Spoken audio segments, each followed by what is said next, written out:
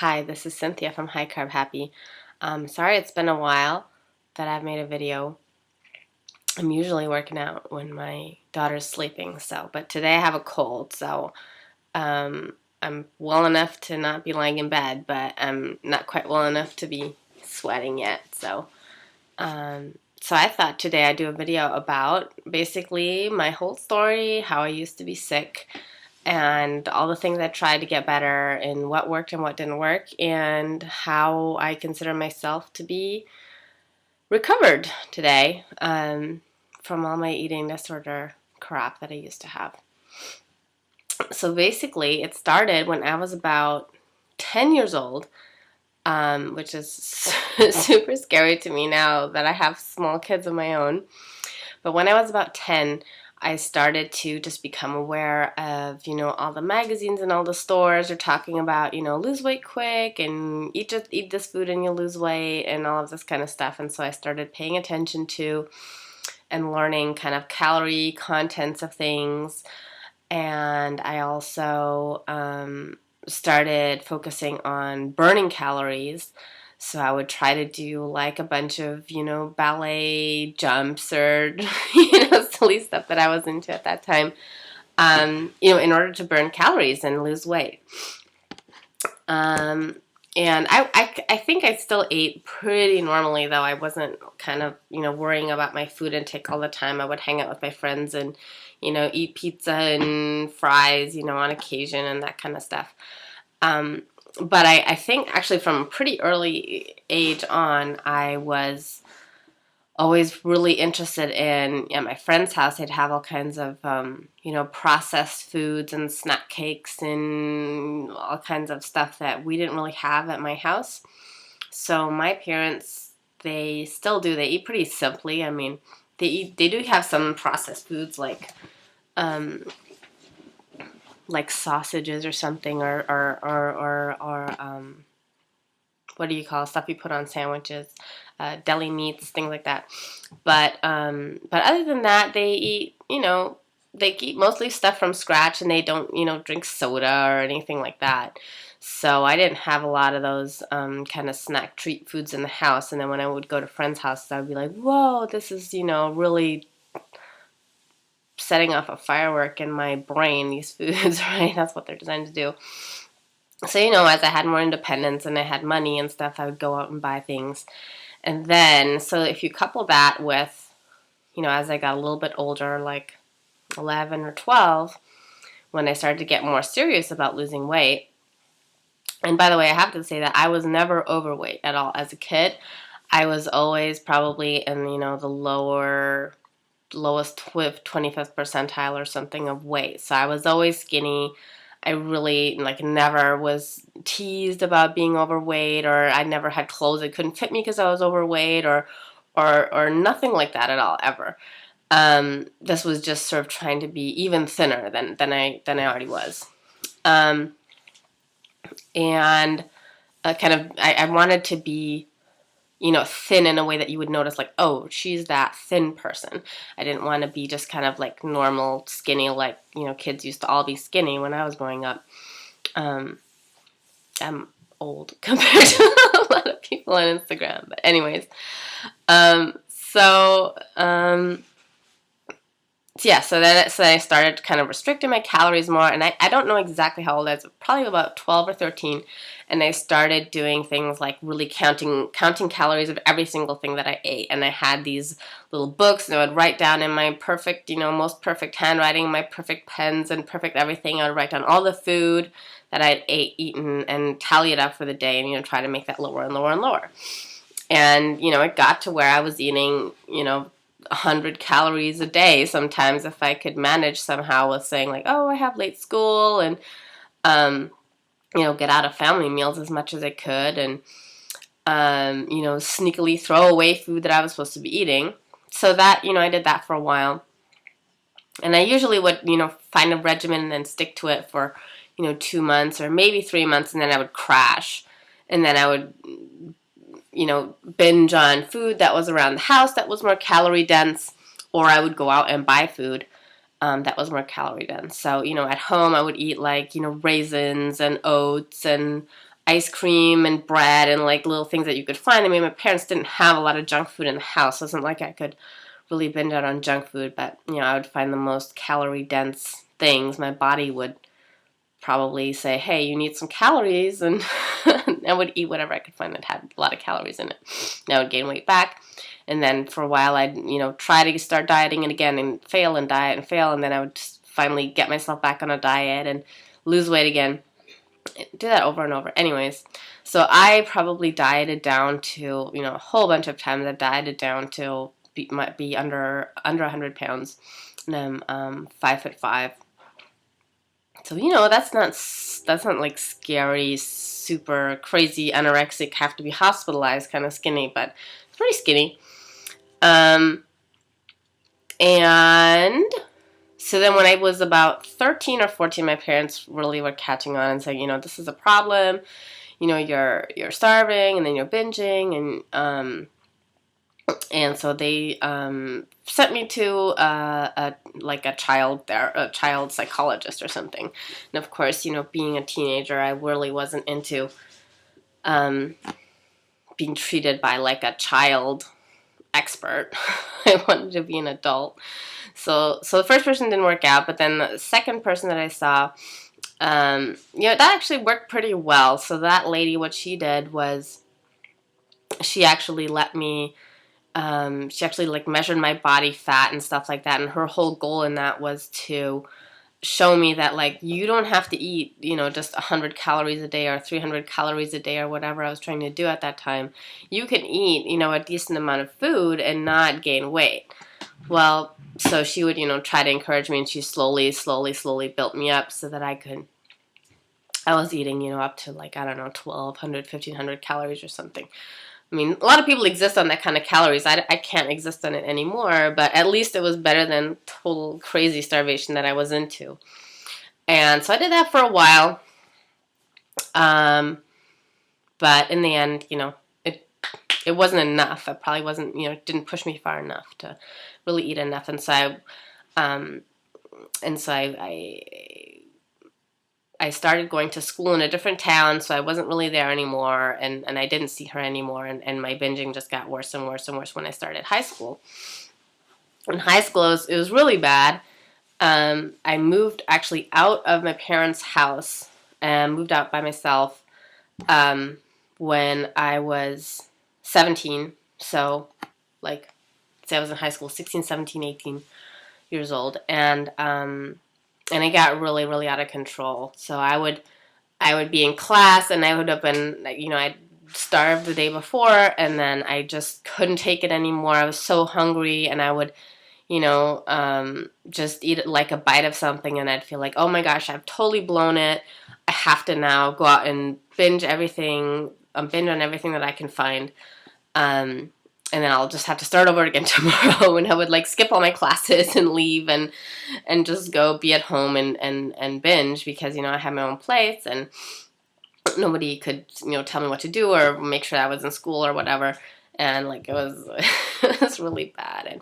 And I feel so badly too that, it really damaged my relationship with my parents, because when I was younger, I really thought like, oh, it's because of my parents that I'm having these problems and I have all these like deep, difficult psychological issues because of how my parents have treated me, and that's why I'm having these eating disorders. And I didn't realize that, hey, it's just because you're trying to diet so hard, it's making your body totally crazy and pushing you into this eating disorder. Because what I was thinking, my parents they're not super affectionate, and like my dad especially, he's a mathematician. He's like kind of, your borderline autistic, kind of not really tuned into people's cues kind of person. And so, I as a teenager that's a little tough, but he's a good guy, and today we get along just fine. But at that time, I totally blamed it on them, and I thought, oh, if I just move out, like, that'll just solve all my problems, and I'll be fine. And of course, it wasn't the case at all. So I was kind of just going along, and the binging was getting more and more, and it was less and less the case that I could get myself skinny, and then I read about people using antidepressants with eating disorders, and I thought, oh gosh, this is my problem. Somebody somebody gets that there's nothing really wrong with me. It's just like some chemical malfunction in my brain that makes it such that I can't just, diet forever and not be binging. And because by that time I had kind of understood that, it's not really true that I have some deep, psychological complicated problem that needs to be uncovered in hundreds and hundreds of hours of talk therapy. So I started on, I think it's zoloft here in the States. And that helped for a little while, but it kind of just like numbed me out a little bit and made me not care as much about, so if I was binging, I didn't binge with the same like intensity anymore, but I just was like, oh, I don't really care that much. Like I didn't care as much about losing weight, which is good in a way, but at the same time I also didn't care as much, if I was binging or not. And so I took it for a while, and I took that actually for several years. I took Zoloft, but it wasn't a solution. It didn't solve my problems. I still was eating disordered. I still was crazy around food. I still had, good days, bad days, good days, bad days. And then I moved to the U.S. to go to college. And yeah, it was really bad in college too. I mean, because I was, again, I was alone in my dorm. I could do what I wanted. In the U.S., there's no constraint on getting junk food ever. I used to remember, like, it would be like Sundays in Germany. The stores used to be closed. Like, the only places that were open were gas stations. But in the U.S., you can get junk food 24 hours a day, and I took advantage of it completely. I got skinny a couple times, but then the backlash was probably even worse than it was in Germany. It was just getting more and more extreme. So all through college, same thing. After college, I went to Korea for a year. Lived in Korea. Again, I was I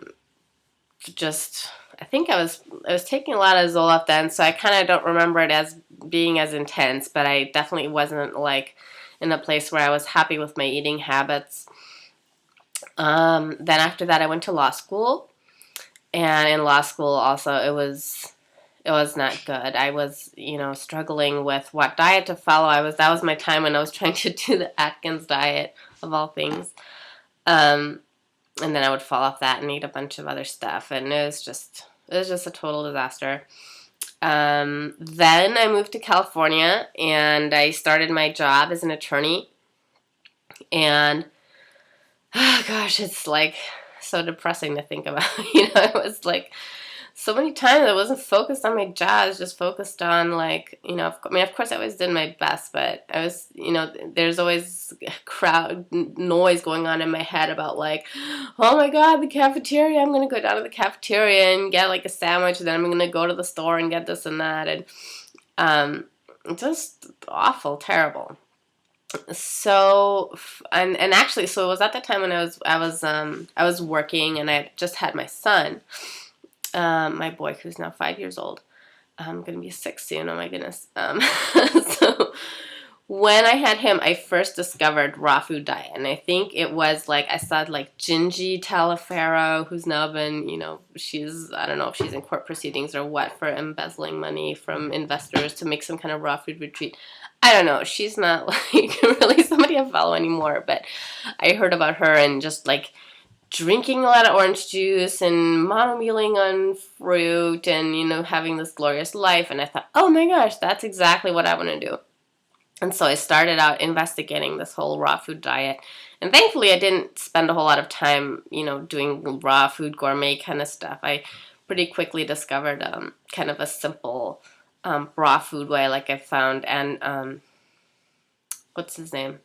I can't remember. Anyways, I quickly found out about like 80-10-10 and that kind of stuff. But the problem was I wasn't really willing to eat enough still. I was still trying to kind of use it as a diet.